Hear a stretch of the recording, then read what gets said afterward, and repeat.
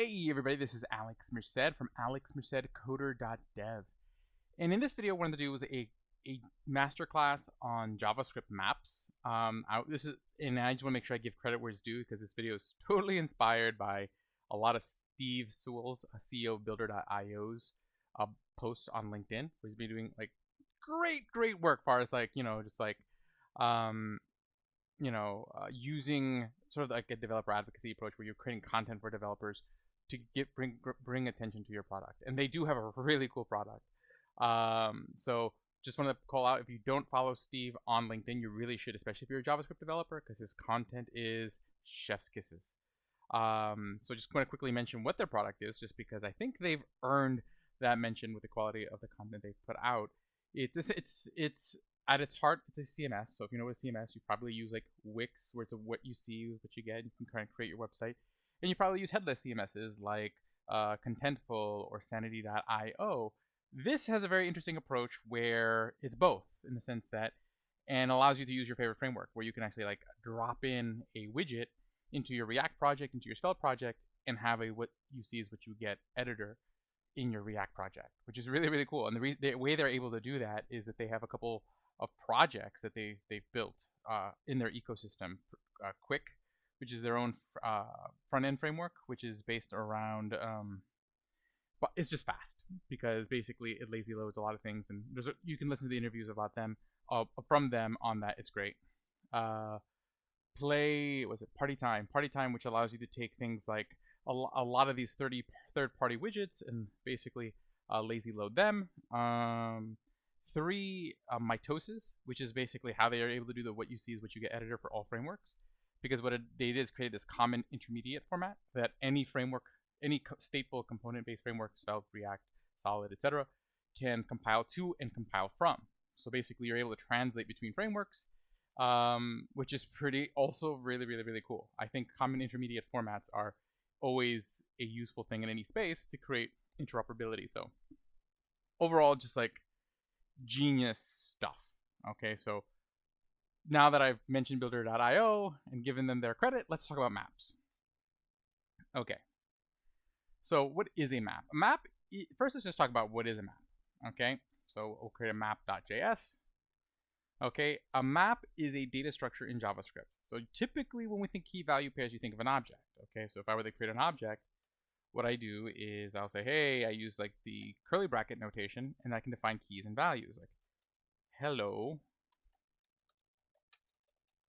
Okay,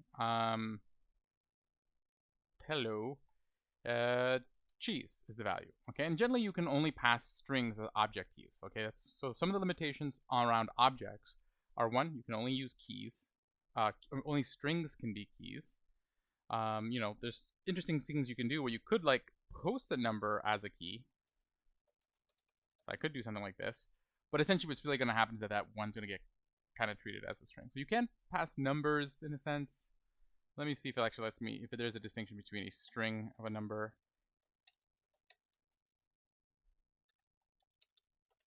Okay, and then let's console log the object. So let me just check, because generally strings are the only thing you can really use in objects, but I know you can use numbers because that's how arrays are implemented. So if I do node here, map.js, okay, and you see here there's only one.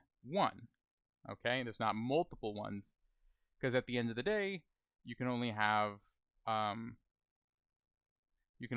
basically each key can only be once. So basically, yes. So basically, this one is being coerced. Now let me try something else, just as a further test. I will pass literally the number 1, see if I get hello.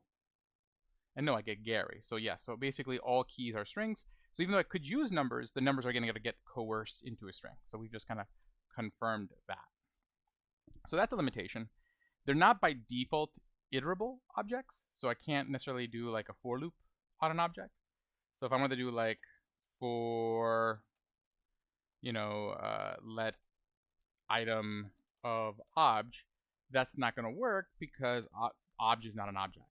Okay, so if I do this, it'll do something. So let's console.log item. I'm trying to remember what it does. It does do something. Okay, it just throws me an error because obj is not iterable. If you wanted it to be iterable, you could make it iterable. What you have to do is you have to actually define a property called a symbol symbol.iterator. That would be the key, and then you have to pass a function, a generator function to make it iterable. Okay, which that's a bit of work. Okay, there are some shortcuts. So for example, I could take this object and then use the object dot entries function. Okay, and pass an obj, and that's going to return an array of arrays, which I can then destructure. So I can be like key value, like this, and then yeah, this would work. But again, it's not necessarily built into how objects work by default. You're taking that extra step to turn your object into an array. Okay, and see that works. Fine. Okay, so those are some of the limitations on objects that you don't have on a map. Okay, so what a map is also a key value store, but it works a little bit differently. So let's actually see here what happens when I create a map. So const my map equals a new map object. Okay, cool.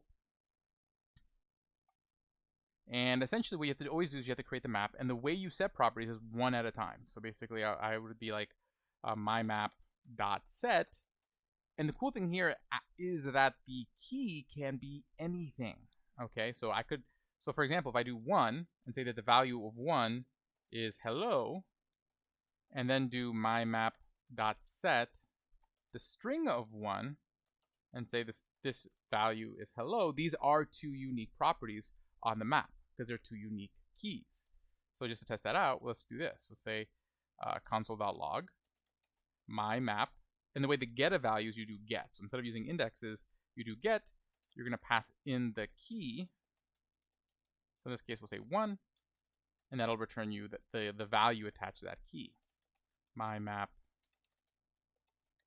1. Okay, and again, I got to do dot get there. Okay, and if I do that, hello, goodbye. Okay, cool. That's neat. Okay, so they are all, every key is unique, and the keys can be anything, not just strings. Okay, so this allows for a lot of really interesting possibilities.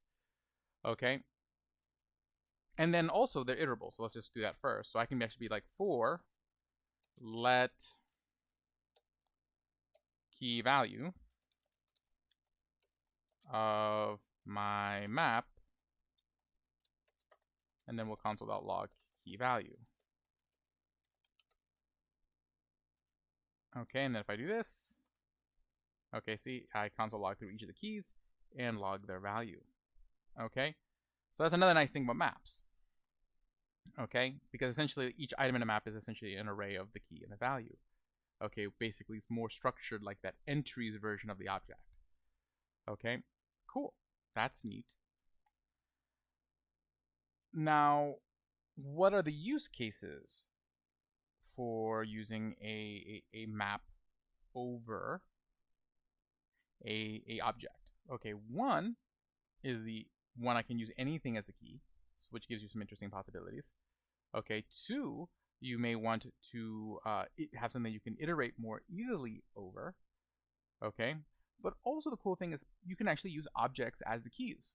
Okay, so for example, let's say I have this object, const Alex equals name Alex Merced, age 37. So I have this object, but the problem is if I console, but then I have, let's say we'll put something like I don't want to share.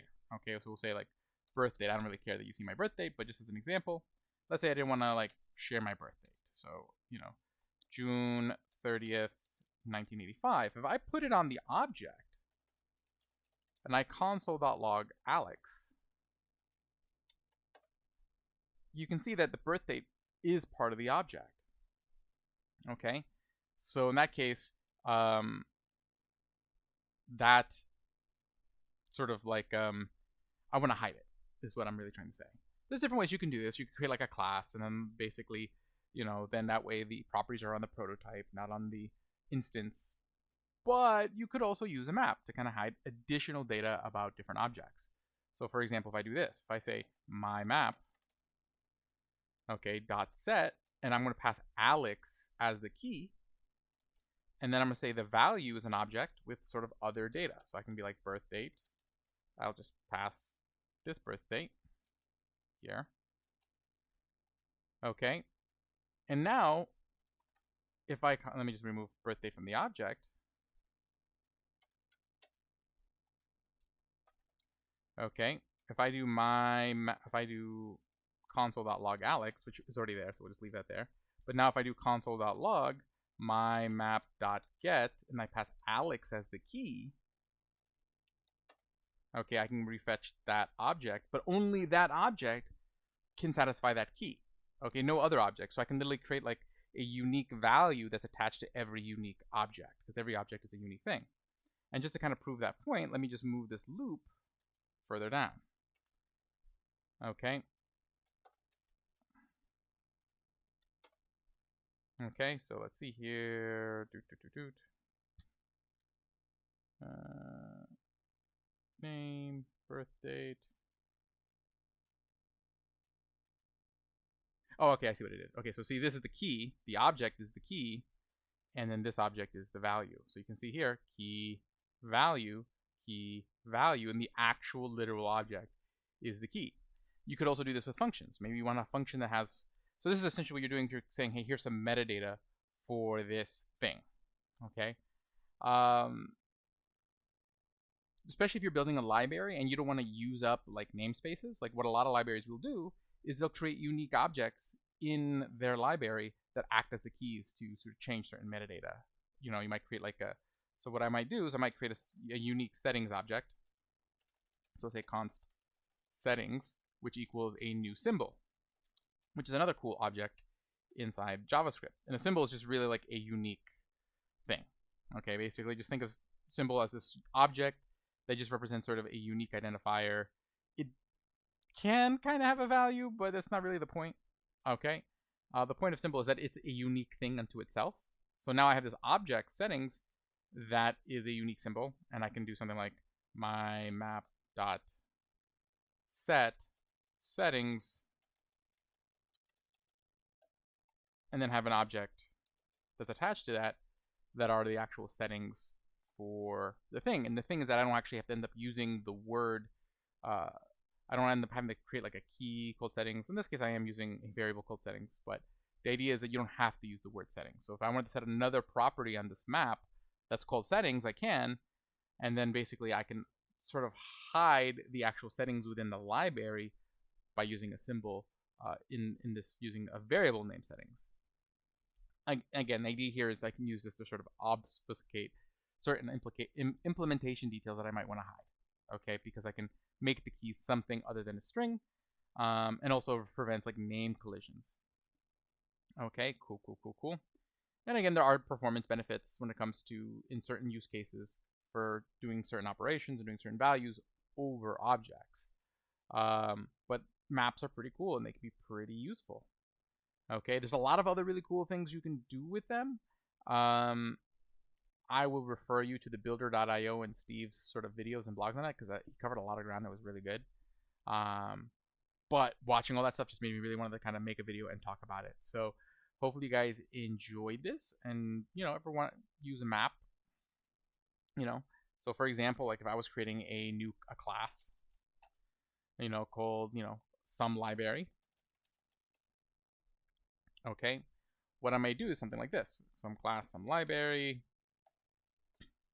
and then I would say like constructor,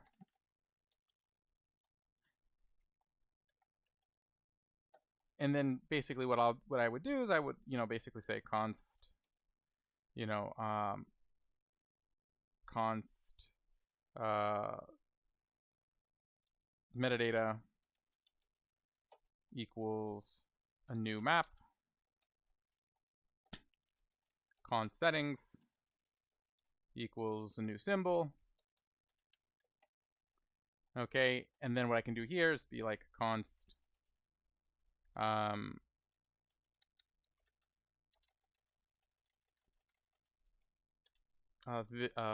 actually this should be not const. You can tell I had a long day. Okay, so this dot settings, and then we go like this dot metadata dot set this dot settings. Okay, and then you can pass like an object. Okay, and then you can put all your like settings in there, and then again create some functions that kind of handle all that. So basically, if you want to like change setting, and then you put like the key and the value,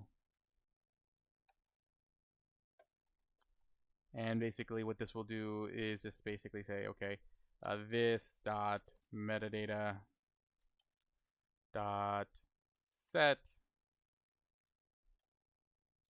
or no, dot get this dot settings, and then set the key equals value. Okay, but the idea is that if they would like to console log the object, they won't necessarily be able to see the full settings object. Okay, they would have to like, what you can do, again, the idea is to hide things that you want to be sort of private. You can kind of put under these layers here, where they really need to do is use the methods you give them, and so that way they can only change it the ways you want to change it, in a nice way. And again, you provide less collation with like typically used namespaces. And like get setting would be just like get setting, and you say key, and it would just be return this. Okay.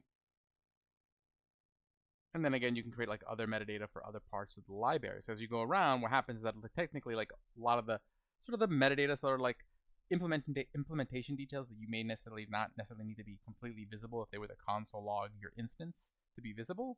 You can kind of hide inside of this map and fetch as you needed, and create like little methods for them to be able to more easily do the things you want them to do. Even though there are like private properties and stuff like that and classes now. So but I'm just saying you can do things like that. Cool. Again, I will say I refer you to Steve Sewell on LinkedIn. I think probably the best content on maps I've ever seen. And again, a lot of the stuff he's posting here on the builder.io blog. So it's really good stuff. So let's see, like better way to UCS. Where's the map stuff? Set the news. And yeah, here's a use more maps more and objects less. This whole article here. Read that. It's really good.